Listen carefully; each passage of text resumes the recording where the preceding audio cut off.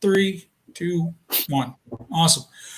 All right. Welcome, everybody, to another edition of Legendary Profiles presented by Signature City. We are really excited today to have one of the premier cornerbacks, defensive backs from the Dallas Cowboys, Everson Walls. Everson, thank you so much for coming on board.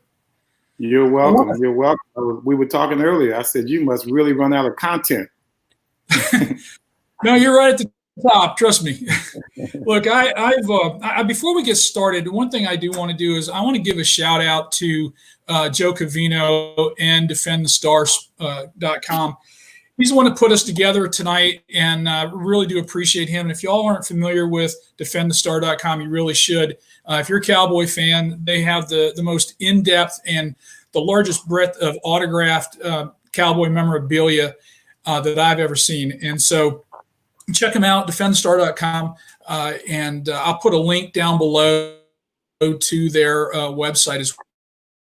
Signature City over the years, and we sure appreciate them. So, I am. All right. So I must say we have to call him Jersey Joe.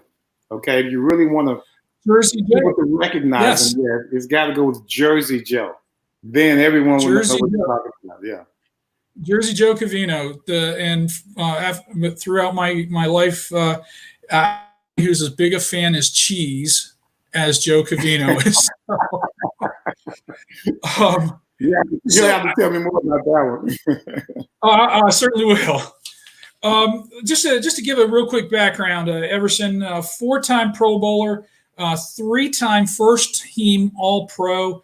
You led the league in interceptions 3 times, including your rookie year, and you have a 57 career interceptions all time. I mean, that's really a heck of a legacy. I mean, right now there's nobody really even getting close to sniffing your neighborhood of interceptions. So, yeah. I mean, it's fantastic what you've been able to do. Yeah, they just don't do that anymore. I don't know what it is. As you look at more passes going down the field, you're still seeing fewer interceptions, not just by individuals, but even by the teams. New England was very deft at doing a good job last year with turnovers and controlling teams defensively. Really helped Tom Brady in his career last year. If it wasn't for that defense, they would have been much worse off. So I don't know what the phenomena is to where fewer interceptions, but more balls thrown by quarterbacks. Well, and this, I guess it was something I was going to segue into a little bit later on, but since you brought it up, I'd like to maybe ask you about it now. The difference in the game today versus when you played, the rules have changed. The way the defensive lines attack the quarterback has changed, and really the way defensive backs are allowed to handle wide receivers. Do you think that that's played a part in what you were just mentioning? I've been asked that question before. And I would have to say that even though the rules do make a slight difference, even since 1980s, they talked about rule changes. But what has happened since is not rule changes. It's the emphasis that's put on defensive backs and how they cover wide receivers. And even during some seasons, during the games or early part of the season, you might see referees trying to enforce that. But let's be real. There have been games, Cowboys, Giants, Redskins, NFC East, AFC East, it doesn't matter. There have been games where you have seen defensive back do much worse than I've ever done in the 1980s and 90s. And no calls were made. So to me, I don't think it's enough to make that much of a difference. I don't think, you look at the Cowboys interception total in 1981. I had 11. Mike Downs had like 7. Dennis Thurman had 9. And I think overall we led the league in interceptions with 30 plus picks, if I'm not mistaken. And so the culture was there. It has nothing to do with the rules. I still got flagged a lot. We still had our pass interference calls. We still gave up some. But when it was all said and done, being able to make interceptions has nothing to do with how the referee calls plays. It's a matter of how well you recognize the route, how is prepared to go against the opposition, how well we know their game plan, we know their tendencies. And to me, if you study as much as we did as Cowboys, and even as Giants as well when I was with Bill Belichick, tendencies are extremely important, and I hung my hat on them. A team's going to go to their bread and butter plays at certain times of the game, and if you don't know, if you're not aware of that, then yeah, you're going to be picked on all day long. And as I got older, I started to recognize that. As the team got older, we started to recognize that in our secondary. So it has nothing to do with referees. It has to do with preparation, as far as I'm concerned. Right. And I think a lot. I mean, one of the things I want to talk about too is you talk about preparation, but when you look at your career, I mean, you have had. I don't know if there's another NFL player ever that has had the coaching lineage that you had, starting back in college at Grambling with the great Eddie Robinson, college football Hall of Famer. Then you go to Tom Landry, NFL Hall of Famer, Jimmy Johnson, Bill Parcells. As you moved on to the Giants and you won a Super Bowl there, and then finally with Bill Belichick. I mean, what did you do right early in your life to get to be under these guys? It's amazing. Well, first of all, being born in Dallas and being a Cowboy fan, that had a whole lot to do with it. Being able to sign with the Cowboys was amazing. But I'll go back even further. Those coaches are amazing that I've had, trust me. Parcells, Belichick, Tom Landry. Parcells probably being my favorite. And then you look at how I was raised. If it's not for my dad, who was a coach himself, he was my first coach. If it wasn't for my dad teaching me how to catch, then you would never have heard of Everson Walls. I remember the moment that he taught me. I was playing baseball, and he just gave me the perfect technique about running on my toes, because I couldn't judge the football. I couldn't judge the baseball in center field. So my dad was a great baseball fan. Jackie Robinson, of course, all the blacks back then were baseball fans, just because Jackie really had an impression on not just the country, but all African Americans. Right. And so baseball was a thing. And anytime you're a little black kid, and you're going to play baseball on a team, and I was part of Dallas where we were integrating a lot of the little leagues. And so I was like the only one of maybe 2 or 3 black kids on the team. Well, most black kids, when they play baseball, they're going to put you in center field because they assume you're going to be Willie Mays. That's just always the way it was. And so I was back there, and I was no Willie Mays at all. Couldn't judge the ball in the air. And my dad gave me the perfect technique on how to run when the ball is in the air. And it worked immediately. It's nothing like when you're a kid and something that your dad tells you works immediately. It made a difference in my life just like that. And those are the kind of things that led me to believe that he was my best coach. There's no doubt about it. He could size anyone up and let you know what your weaknesses are. And you just have guys like that. That's what most coaches do. They're able to size you up and see what your weaknesses are just by you having a few movements and showing some different type of running styles. And so as much as I wasn't the fastest thing in the world, my dad taught me to play with my brain. And so that kind of cerebral way of approaching the game always did help me. So when you're talking about preparation, I've always prepared. I got that from my dad. When you're talking about being with Tom Landry, Belichick, and Parcells, that fit right into what they were doing. So when it's all said and done, the number one coach in my life, and will always be, was my dad, and how he got me on my way. Being able to catch the ball gave me such confidence. I don't care if I was playing wide receiver or defensive back. Being able to catch the ball, it made you stand out in your neighborhood. That means you were capable of doing something from a sports standpoint, baseball, basketball, football. It made the biggest difference in my life. So that's why I give it to my pop. Fantastic. No, and a lot of these fundamentals that you learn, that you develop, you learn them early on in your coaching. So absolutely, I can certainly see that. When it's unbelievable. It's hard. I knew I knew it as a fact, but it still boggled my mind that you came out of Grambling and you weren't drafted. You were an undrafted free agent with the Dallas Cowboys. And I want one of the questions I was going to ask you about was what was the transition from that game to the pro game was. And then I thought, well, the man started halfway through his rookie season, and then he led the team in interceptions, and he led the league. So I guess the transition wasn't all that difficult for you. Well, what was the difficult part for you? I must admit that transition was tough for me.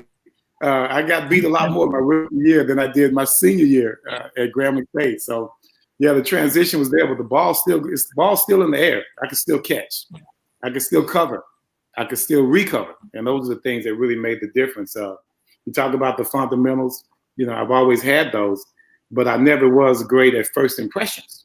So that's why I was always what you call a late bloomer, because as people would look at the way I run, the way I play, I was wasn't necessarily very aggressive. But when I got to Grambling State University, that's when my attitude came to where I was a lot more in tune to, how can I put it? In tune to being, not being so shy, in tune to trying to live up to my own possibilities. When you go to college, you don't know what you have in store for yourself. You don't know what's going to happen. You don't know how good those guys are on the other side of the ball. And my confidence wasn't where it should have been when I first went to Grambling. Being able to hang with certain guys that had confidence in themselves, and they had confidence in me. So therefore, I had confidence in myself. So I've always had people there for me to, give me a push, to give me great advice. I could always reach out to certain people that give me great advice. And, thank God I was smart enough to heed a lot of that advice. And it really made me understand that no matter how you look, no matter how fast you are, if you use your brain and you use your heart, then you're going to end up making some plays. And if you're just mad enough and stubborn enough, as I was, to where when you get beat, you don't want it to happen anymore, to where you can't wait for payback. If you have that type of mentality of competition and things of that nature, that I learned that, I guess, really from growing up in Hamilton Park, but it just became solidified with each level of sports that I participated in. And so by the time I got to the Cowboys, I was just a stubborn, angry young man who wanted to show people that Grambling State University can still ball. And anyone that comes from there needs to be respected. So that was my main goal. Right. So when you look at that transition into the NFL, and I mean, you're, like we just talked about your rookie year and everything. When you look at that, as in a microcosm with the Cowboys, just talking about the Cowboys alone. When you look at that career, that part of your career, what do you think is, or what stands out to you as the most prominent either moment or a time frame for you in that with your Cowboys career? I can't even pick one. You can start from my first practice, the first drill. I got cursed out by Gene Stallings, cursed out and belittled, for lack of a better term. And they were trying to weed out the herd, I guess. I refused to let that happen. I refused to be a victim of my own anger at that particular time. And so whatever he was going to say to me, I wasn't going anywhere. I was going to stay right there. The first drill of training camp, the first drill. So that was extremely important to me because I could have easily lashed out and been that kid back in Hamilton Park. But I chose to be mature. And that was a moment in my life that let me know, okay, I have a chance here. And I'm smart enough not to blow it myself. There were so many moments in training camp, so many moments in preseason that, really defined the kind of player I was. Four preseason games, I got 3 interceptions. My first play on the field was a special teams play. I had a great teammate named Michael Downs. Michael Downs just amazing. He was just so underrated. He breaks through on special teams. We already knew he was going to be amazing. He was already starting as a rookie in training camp, and he breaks through, blocks the punt, and it hits the ground. I mean, that ball could have gone anywhere when he blocked that punt, but it just bounced right up, almost like a basketball, just bounced right up into my hands and just to the house, like 30 plus yards or whatever. But things like that just kept happening. That was major. You know, that was the first preseason game. I could have gotten cut after that game, but I scored a touchdown. Right. So really just standing. So it was just so many moments during my rookie year to where each moment kind of led to me going further and further into my career, or just really into the annals of Cowboy history. Right. Well, speaking of Cowboy history, I do want to talk to you about a game in particular, and I believe I want to talk about the 1981 championship game against, or it was played in 82. It was the 81 though season, I think, correct. Right? Or was it the? Yeah. No, so you're right. Everybody talks about the catch and all that kind of stuff, but I think what is overlooked is the phenomenal game that you played in that game. You know, everybody sees the picture.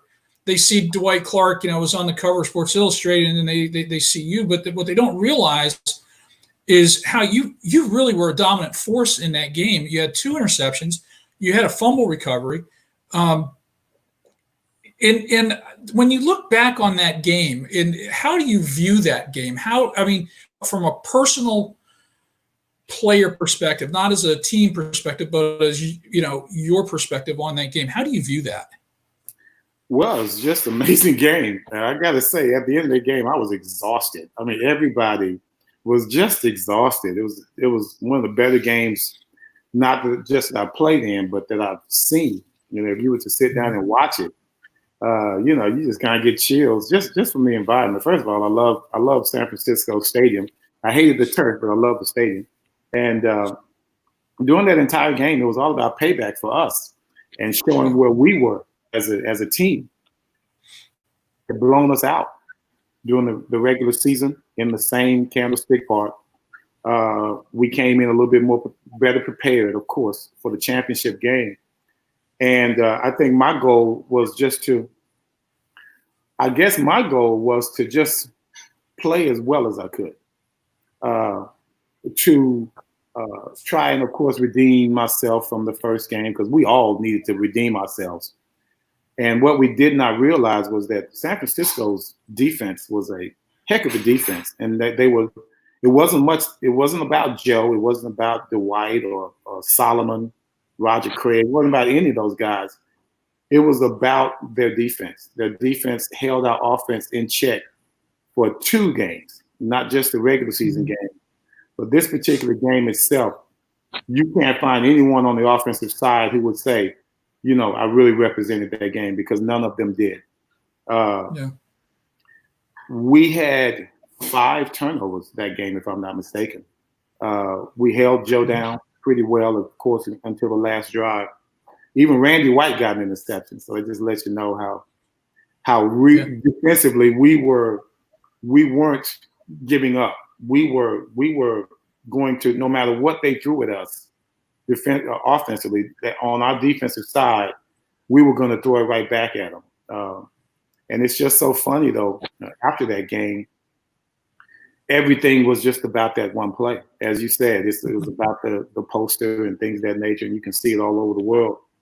But I had, as an individual, I had to end up protecting myself, because even my own teammates, and I thought it was very ignorant on their part, were talking about, man, you should have done this, or you should have done that, or man, we had the game this and we had the game that. And I'm telling them, if any of y'all would have balled the way I did, we would have won this game. I was looking at being MVP for that game, but I kept getting ridiculed and saying, okay, this is all your fault and things of that nature. And I refuse to believe that, because I know how well I played. And so they say the term they have is a closed mouth does not get fed. And I learned that a long time ago. So I had to make sure that after a while, I just got tired of hearing it, and eventually I had to start speaking up for myself. I started talking about what I did in the game because no one else would. And so it put me in an uncomfortable position because, it's a team game, but everyone's turned into an individual loss, meaning I'm the one that lost the game. So I had to speak out. I had to talk about what I did. I think if it wasn't for me trying to toot my own horn or just really defend myself, no one would be talking about the game I had to this day. It would be such a surprise for everyone. Oh my God, this guy had a great game. I had no idea. I've had teammates come up to me that say, man, I had no idea you had such a great game. And I'm thinking to myself, where were you? You were on the field with me. But just let you know the emotions that go on through that game and things of that nature. And it made me understand that you're never, unless you come out a winner, you're never going to get the benefit of the doubt. And I had to learn a hard lesson after that game because, just as great as it was, of course, it's going to reach out emotionally in all kind of ways to all types of people. Even Dwight and Joe talked about the game I had. They knew about the game that I had more than my teammates did. And I think that's how Dwight and I got to be, a little bit tight as friends before he passed on, because they were giving me more protection, so to speak, than even my own teammates. So that was kind of odd situation. That is that. And the reason I wanted to mention the game that you had was because I watched the game live. Of course, I was much younger, aren't we all? But I watched the game live, and then I have, through the miracle of YouTube, have been able to watch that game several times.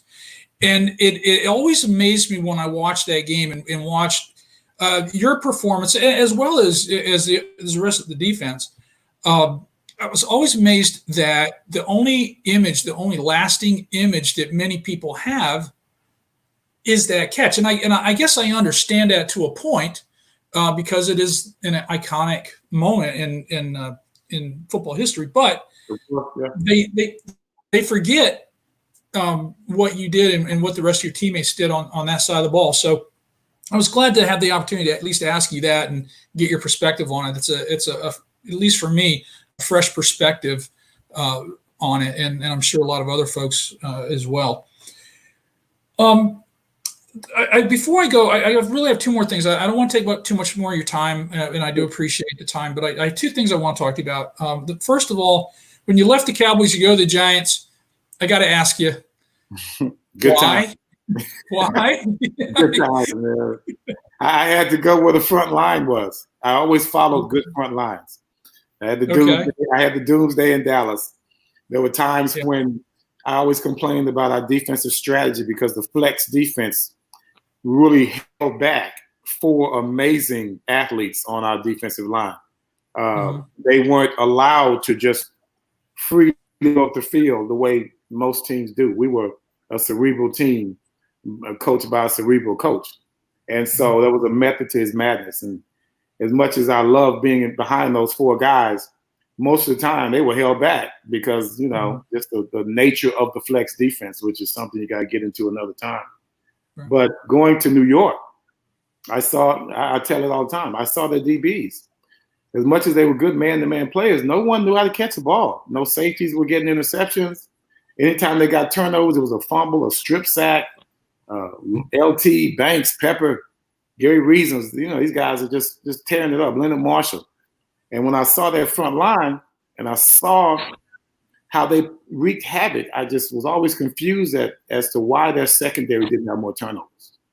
And so if I'm going to be strategic about anything, I was strategic about going to the Cowboys when I was a rookie. I had choices, even though it was free agent choices. I had choices to go to different teams. I chose the Cowboys because their secondary, again, sucked.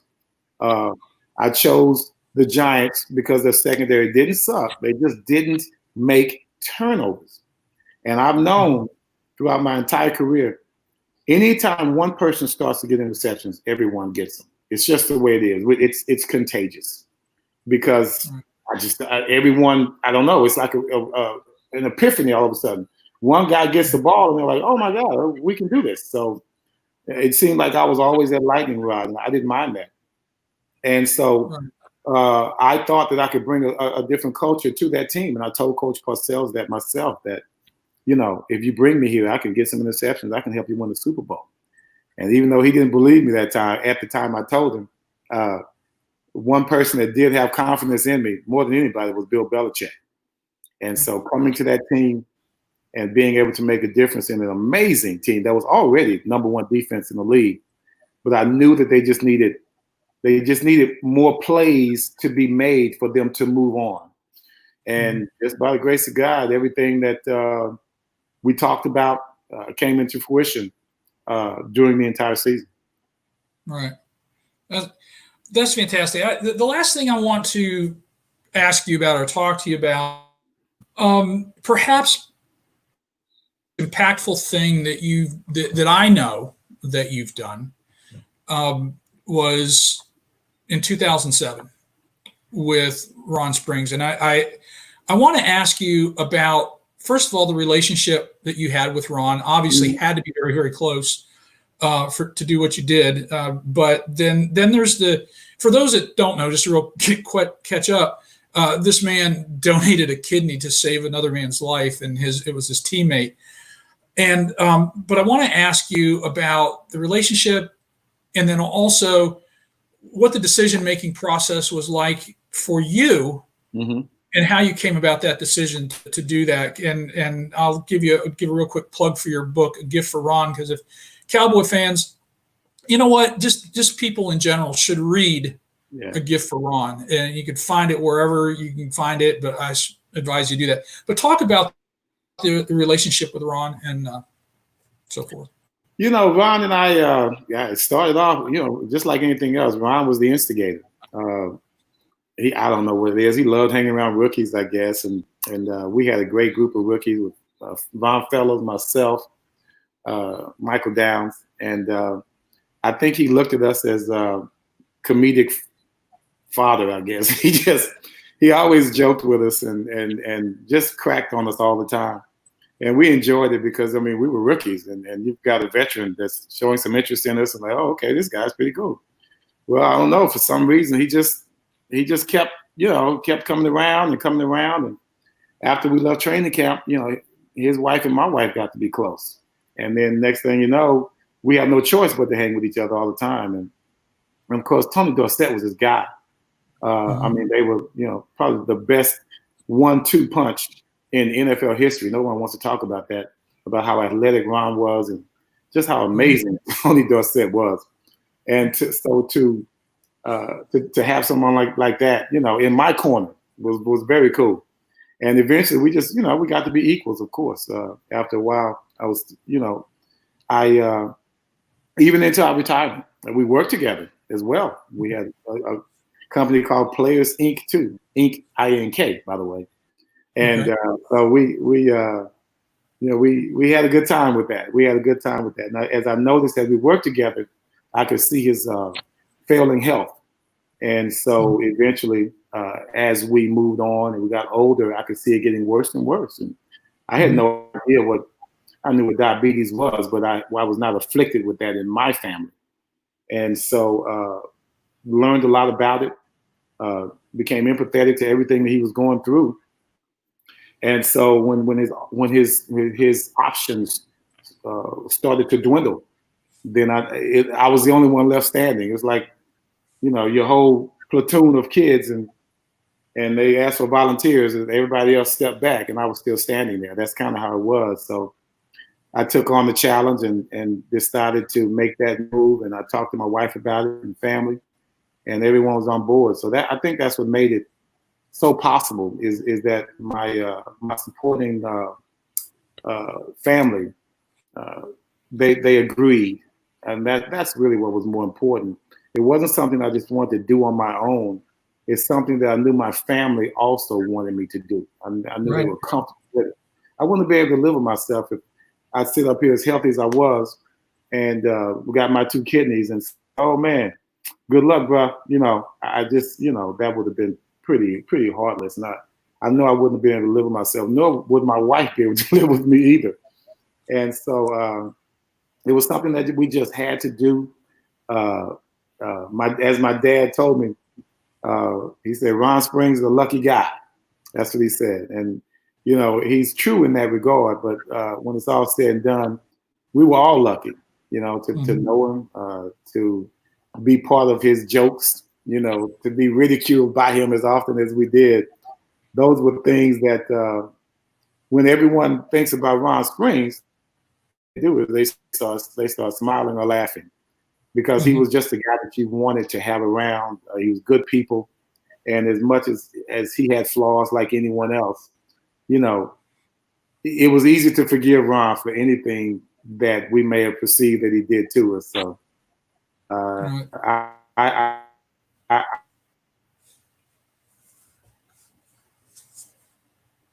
because associate me with him in all regards. Ohio State people love me to death because he was a Buckeye and things of that nature. So as much as many people don't know much about the book itself, which is very disappointing, they should try and read a little bit more about it. And if you do, I have plenty of copies here at my house. So if anybody wants a book, you can just tell them to FaceTime me on Facebook, and I'll be able to get that too. No doubt about it. All right. Well, I'll tell you what. I'll put a link to your Facebook profile down below here afterward, and they can reach out to you. Please do. Because I think it's a great book. I think it's a story that needs to be told, and I think it's a story that people need to hear. So, I know sometimes I put my foot in my mouth. I'm probably going to do it again here. I have always said that if Ron and I were more prominent players in other people's eyes, then that book, our story, would never, ever have been forgotten. And I think it's just a travesty that just because we weren't more popular or, the favorites of our nation, I think things would have gone a lot better in regards to our notoriety because, that was a special thing. It's not about bragging about it. It was just a special thing. I felt good about it. And I encourage anyone who's healthy enough to consider organ donation. And once again, healthy enough to consider organ donation. It changes people's lives, brings tears to their eyes. And I've had plenty of book signings where people come up to me who are diabetic and could use someone like an Everson Walls in their lives to where, you just give it unconditionally. You don't want anything from them.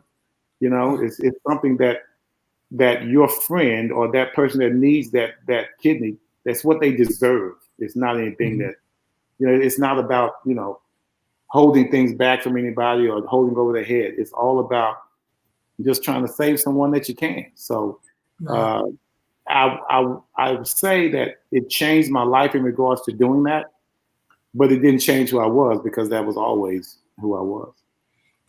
Well, I would hope that at some point, somewhere along the line, a movie producer or somebody will find that book and make a modern day Brian song out of that, because I think and while I love Brian's song story and I love the movies and that they did, the truth of the matter is for Cowboy fans, first of all, this is obviously near and dear, but this goes a step beyond really. And I would think that it would be very well received. So hopefully somewhere down the road.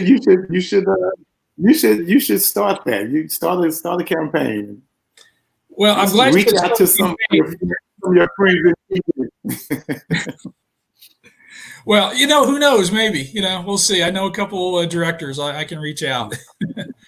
There you go. Before we close, I do want to thank you so much for taking the time to join us here. I'm going to mention him again, Jersey Joe Covino. Thank you. If you're out there watching it, I'm sure you tuned in at some point just to see if we served. He's been blowing me up on my. he's been blowing me up on text. I don't know what he's giving me all kind of coaching points for interviews and things of that nature. So yeah, I won't even read it anymore. He's very appreciative that I was able to do this interview. So he must really think highly of you. Well, I appreciate that. Now, he's helped our company, Signature City, with a lot of things. He's at every one of our events, and I love having him there. And when we started getting into this, he was the guy. He was our go-to guy for advice because I don't think there's anybody out there that's been in this kind of an industry that knows as much or has the reputation that he does. So Joe Covino, Jersey Joe, the king of cheese, he'll appreciate it. And I will tell you about that sometime. King of cheese, I did not know this. defendthestar.com. I promise you, if you go there, you're a Cowboy fan, you go there, you look at all of the stuff that he has, you will be amazed and you will spend money and he will appreciate it. And so will we. So, and also he will be at our event. We're having an event September 19th in Frisco with Bob Lilly and Cornell Green. Go to our website at signaturecityllc.com, get tickets. So that's it. Thank you. Hey, no problem. I just want to say, just stay safe, guys, and keep your mask on. Just do the right thing for others, and let's see if we can get out of this so I can have some more autograph sessions. We believe me, we're holding our breath. So again, thank you so much for everything. We sure appreciate it. And everybody, the links will be below for Everson's Facebook profile. You can reach out to him, get a book. Maybe if you twist his arm, he might be willing to sign it. Maybe. Oh yes, it comes with it. It comes with it. Oh, awesome. Okay, and also for DeFar Sports. So, guys, check those links out. Make sure you do that, and we will see you next time on another edition of Signature City Presents Legendary Profiles. Y'all have a great day.